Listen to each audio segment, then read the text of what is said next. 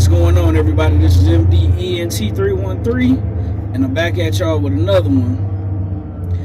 Hey, for all you Lakers fans who thought y'all got the deal of a lifetime, listen, the Lakers gonna have to trade LeBron James. I keep telling you guys that this was a bad idea on so many levels. Number one, LeBron James and Luka Doncic played the exact same style.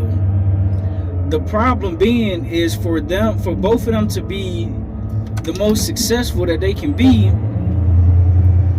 they're going to have to play with the ball in their hands. Neither guy plays extremely well without the ball in his hand, right? Luka, who's a triple-double threat every time he steps on the court. LeBron James, who's definitely a triple-double threat every time he's on the court. We know that LeBron James cannot play without the ball. How do we know this? Look at all the superstars that LeBron James have already played with, right? Now, his first go-around to Cleveland, he was the only star. But after that, he went to Miami. He played with Wade and Bosh. And Wade and Bosh, even though they won the 2 championships out of 4 years, their play suffered, especially when it comes to Chris Bosh, because LeBron James had to have the ball in his hand for him to be the most effective he could be. Dwayne Wade and Chris Bosh weren't traditionally good shooters, but Chris Bosh found a way to, be a spot-up shooter for the most part. And Dwayne Wade, he kind of did his thing for a slash into the basket, and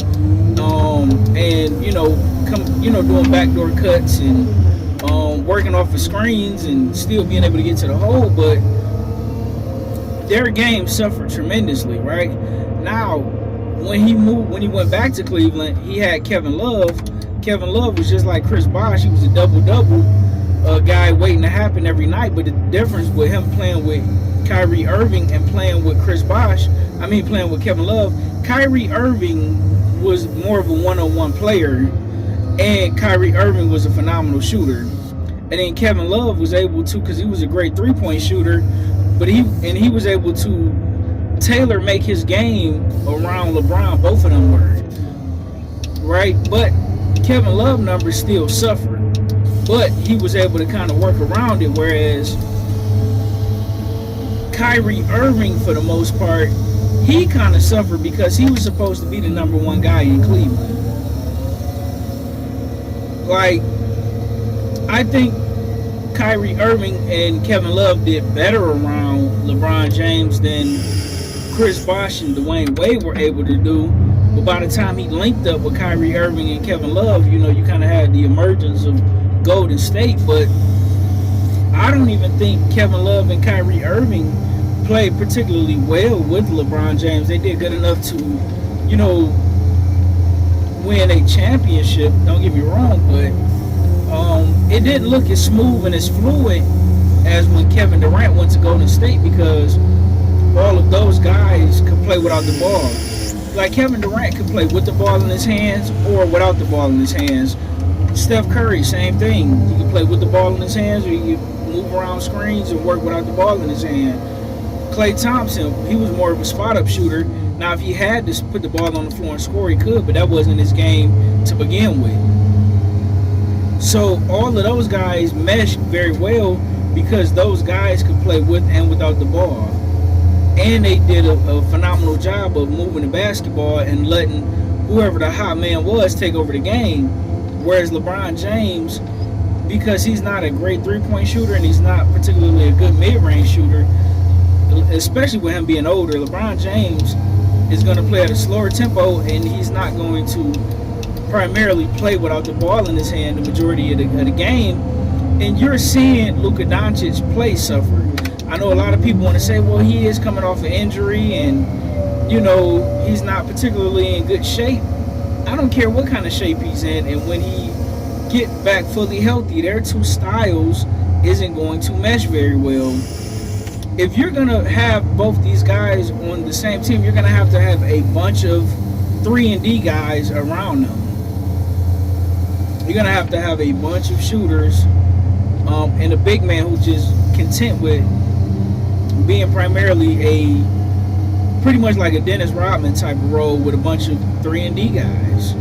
So I don't see how this works. I think the Lakers are going to have to try to trade LeBron James or cut him.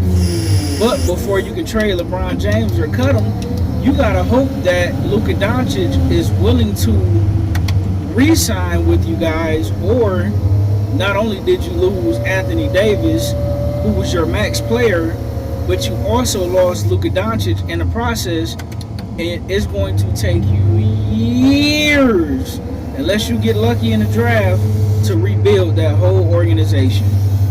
So, in my opinion, like I keep saying this, and I'm going to say it till the cows come home, the Dallas Mavericks got the better deal of this trade. A lot of people are not going to agree with me.